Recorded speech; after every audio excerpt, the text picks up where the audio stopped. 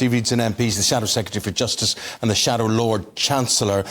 Steve, would justice be served suspending Boris Johnson for 10 days? Well, we'll have to see, won't we, Eamon, what the committee recommends. And don't forget, there's a Conservative majority on this committee. And I've heard Boris Johnson this morning trying to dismiss the impartiality of that committee. It has an inbuilt Conservative majority. They've looked at the evidence both from Boris Johnson yesterday and the evidence that was put before them prior to that, and they will take a decision. But we know with Boris Johnson that we've got a man who has total disregard for standards in public life, and in my opinion, disregard for the truth as well. Boris Johnson took a year telling us he hadn't misled Parliament until yesterday he finally admitted that he had misled Parliament. His position now that he didn't do it intentionally. Now, you'll remember, just as I remember, those videos of Boris Johnson's press spokesperson, Allegra Stratton, standing at the podium in the number 10 press room, laughing and making jokes about parties in number 10 Downing Street. Boris Johnson, the next morning, I saw him in the chamber of the House of Commons telling us how he shared the nation's anger at that breaking of the lockdown, and then it turned out Boris Johnson was at the party all along. This is a man who is a stranger to the truth, and finally he's going to have to, I hope, accept responsibility for his behaviour. The committee will recommend any sanction if that is their finding, and then the House of Commons will vote on it. Steve, you talk there about hearing Boris Johnson this morning questioning the, whether or not the Privileges Committee is biased or not. But, of course, Labour's Chris Bryant recused himself because of some of the tweets and things that he'd said in relation to this. There are concerns, are there not, about Harriet Harman's impartiality and all this in relation to tweets that she's put out there? And, even if you defend Harriet Harman there, would it not just be better to have somebody who's above any suspicion, just in order to be able to say fair and square that this is an absolutely unbiased hearing?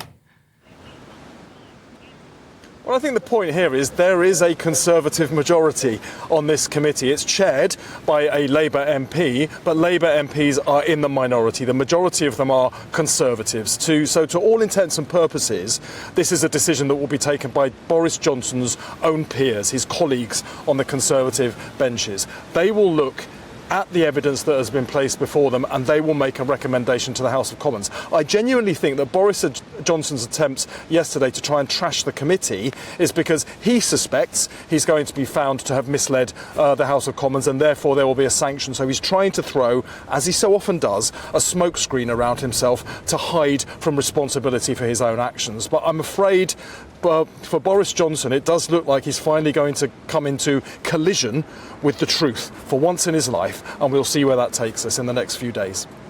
Speaking of Boris Johnson, he said this morning that he will not be voting for Rishi Sunak's version of his Brexit deal, the so-called Windsor framework. And then we hear now in the last few moments Priti Patel, a big Boris ally, also agreeing with him. We've also heard former Prime Minister Liz Truss. We know the DUP won't be voting for it. It certainly seems as though there is a growing element of concern about this. Do you think it is legitimately held that, that this isn't really what the DUP want, and that should be a condition that the government should try and uphold?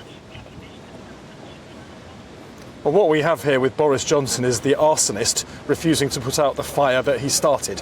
I'm sure your viewers and listeners will recall Boris Johnson telling us absolutely cast iron guarantee, no border down the Irish Sea separating Northern Ireland from the rest of the United Kingdom. Then he helped to write and signed a Northern Ireland protocol that put that border in place. Now, Rishi Sunak is trying to put out the fire that his party started, but the Conservatives are so deeply divided they can't come to a consensus as to whether they will support their own Prime Minister in this. Now, it would be very easy, would it not, for Labour to play party politics around this and vote against the government in order to inflict a defeat on them, but we are not going to do that.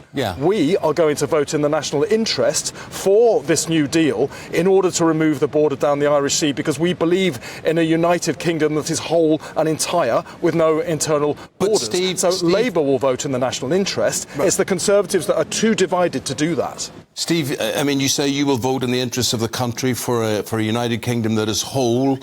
But that is exactly what the Democratic Unionist Party are saying. They're saying it's not whole. It's different for us. Do you think they have a point, or are you happy that there are enough checks and balances in place for that protocol to be effective? I think perfection isn't on offer in these circumstances. What we've got is a new deal that is a lot better than the border down the Irish Sea that it replaces. Now, I'm actually feel quite sorry for the DUP because they've been misled, lied to by Boris Johnson sequentially through this whole process. It doesn't surprise me, therefore, that they don't trust the Conservative Party with the deal that they've come up with. But it is essential for trade across the United Kingdom that barrier, that border that is stopping goods being exported from Great Britain, part of the United Kingdom, to Northern Ireland, another part of the United Kingdom. We cannot allow that to continue. There's a deal on the table.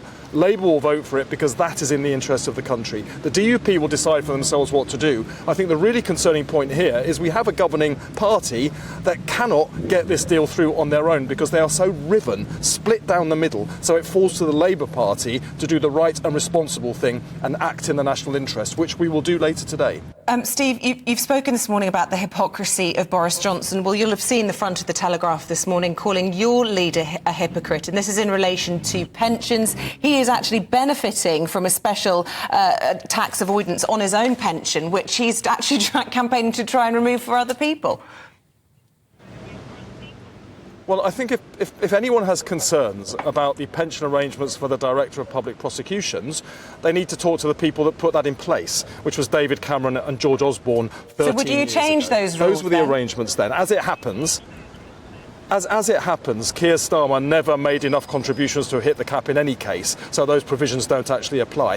The point of the problem that the country's actually focused on here is that last week, not 13 years ago, last week, Jeremy Hunt, the Conservative Chancellor of the Exchequer, stood up and he raised stealth taxes on working people across the country, leaving them burdened with the highest rates of personal taxation for 70 years. Yet while he was doing that, piling on the misery on top of the high inflation and low wages that we've been suffering from for these past 10 years. While he was doing that, he gave £1 billion tax bung to the wealthiest 1%. It is the stark unfairness of what Jeremy Hunt did last week that is the problem, not arrangements put in place 13 years ago by George Osborne. I'll ask again then, Stevie, would Labour change those rules that you're being so critical of?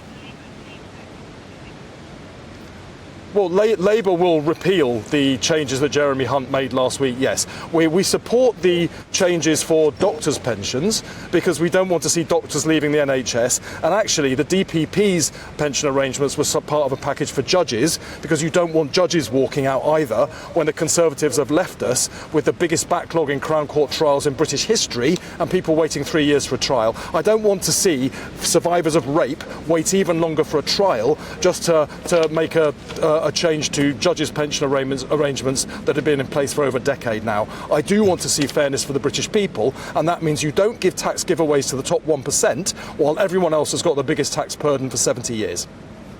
Good talking to you. Thanks for braving the elements for us this morning. We appreciate it. We've got to leave it there.